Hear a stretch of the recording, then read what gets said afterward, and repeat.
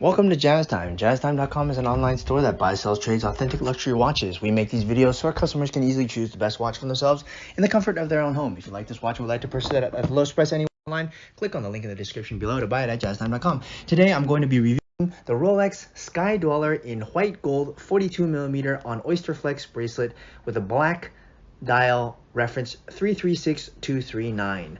I will talk to you a little bit about the history of the Sky-Dweller, then tell you about where does this watch stand in the lineup of other similar Sky-Dwellers, then talk to you specifically about the case bezel dial bracelet movement, finally try it on and give you my thoughts. So let's start with the history. The Sky-Dweller is one of Rolex's newest collections. It's not the newest, the 1908 is the newest. The Sky-Dweller is one of the newest. It came out around 10 years ago, so that makes it approximately 2015.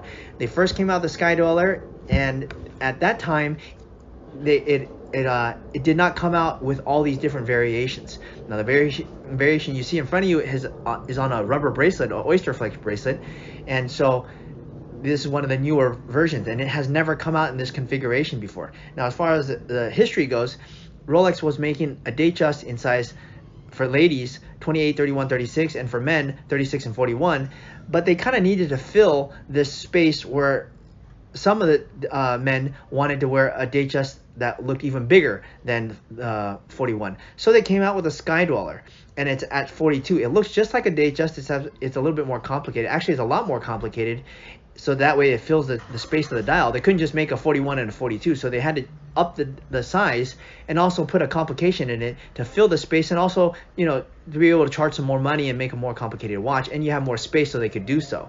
And hence the Sky-Dweller was born. Now the reason it's called the Sky-Dweller, at least in my opinion, is because it has this dual time. You can tell it has a GMT hand time right in the center here. That's what this center dial is for. And it also is an annual calendar. So it's a very smart marketing tactic by Rolex to call their watch the Sky-Dweller. And it's kind of in line with the rest of their watch, the Submariner, the Yacht Master, the, Deep Sea, these two-syllable words that describe this watch. And since this watch is a GMT, it makes the watch, describing it as a Sky-Dweller is really a smart idea. If you ask me what I call it, since I'm not great at marketing, I would have called it a Datejust 42, the other one a Datejust 41, and the one before that a Datejust 36. Okay, so anyways, the Sky-Dweller, it had its run for about 10 years, and then just recently in 2023 that is, they changed it. But you know what? They didn't really change anything, to be honest. The only thing they did is change the movement, which actually you can't see it anyways. And actually, I'm not really even sure what was wrong with the movement before, but what they did is they added a bunch of new colors and variations. So they're really expanding upon the Sky-Dweller line by making it in every single variation except in platinum, and with bracelet combinations, dial combinations, etc. Why? Because it's their most, I want to say this really clearly, most complicated dress watch. Yes, that's right. It's the most complicated. It's more complicated than the President.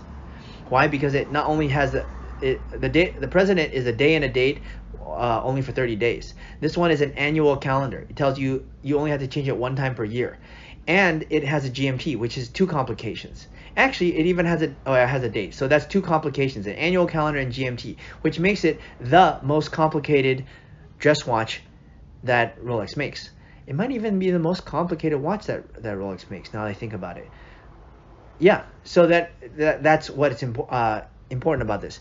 Okay, so let's start talking about where does this watch stand in the lineup of other similar Sky-Dwellers. As I told you, the Sky-Dweller comes in every variation. They make it in steel, steel and yellow gold, steel and rose gold, I think. I'm not sure about that. I think steel and yellow gold.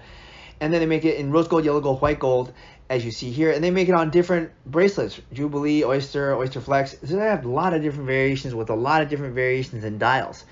So just a lot of variations. What you see here is on Oysterflex, which makes the watch look a little bit more sporty, even though it's a dress watch head. It makes it a little bit more sporty. And in white gold, I believe it also makes it a little bit less flashy. Not a little bit less, a lot less flashy actually. Okay, now let's start talking about the case itself. The case itself is 42mm, as I just stated, and you might think with all these complications the watch would be super thick and heavy and cumbersome, but it's not.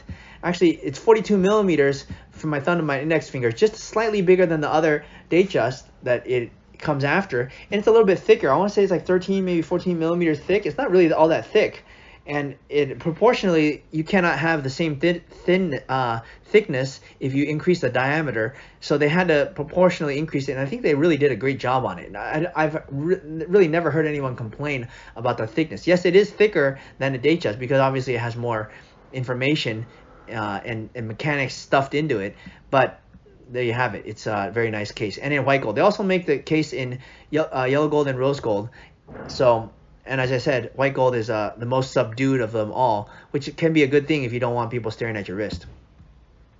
Okay, let's move on to the dial here. Now the dial, the configuration they have for white gold is only black and white, and you're looking at the black one, and I actually personally think the black one looks a little bit better. They call it on Rolex website bright black. I'm not sure how something could be bright and black at the same time, but I'm sure Rolex could figure it out, and they did. That's what you're looking at, bright and black.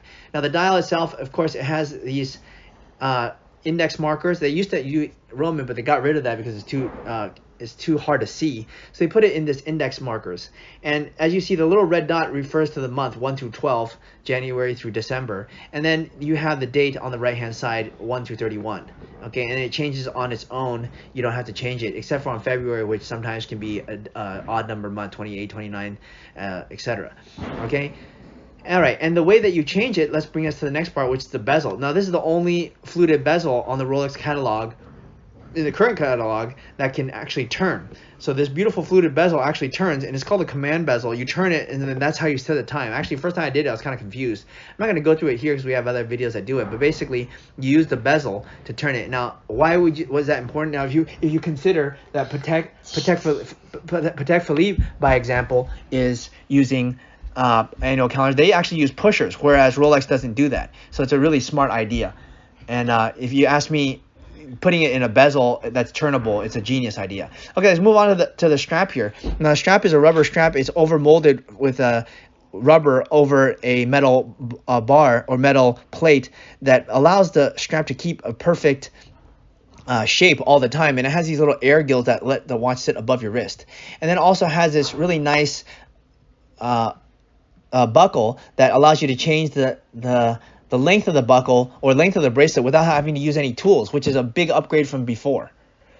Okay, now the movement here is a caliber 9002. I believe the old caliber was a 9001. This one's better. I don't really know why, but it has a power reserve of 72 hours and it's longer than before. Okay, now time to try this watch on my wrist. Now look, I'm 6 foot tall, 200 pounds. I have a 7.5-inch wrist, and as you see, this watch looks really great on me. So I recommend this watch for those people who want to wear a really complicated Rolex that's not too in your face, that can be kind of sporty and still is very luxurious all at the same time. I really think it's quite nice, and I actually prefer the black over the white. So look, if you want to buy this watch, go to jazztime.com. If you want to find out more about the watch you just saw in the video, you can just click below on Show More to see the full description. Then you can check the link next to Model as seen in video, click on it, and you will get to the proper page where you can see all the details. If you're watching on a mobile phone, you have to click on the arrow down on the right hand side below the video to see the full description. If you like this video, please give us a thumbs up. If you would like to share this video with your friends, you can use the share button below and share it on any platform you like. If you have questions, constructive feedback, want to tell us about some mistakes or misspeaks, just write a comment below.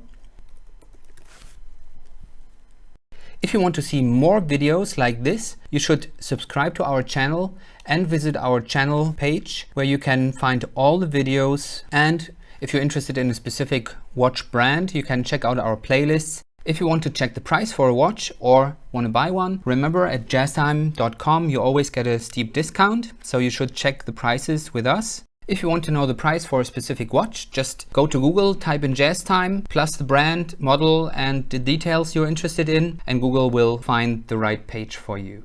Thank you for watching.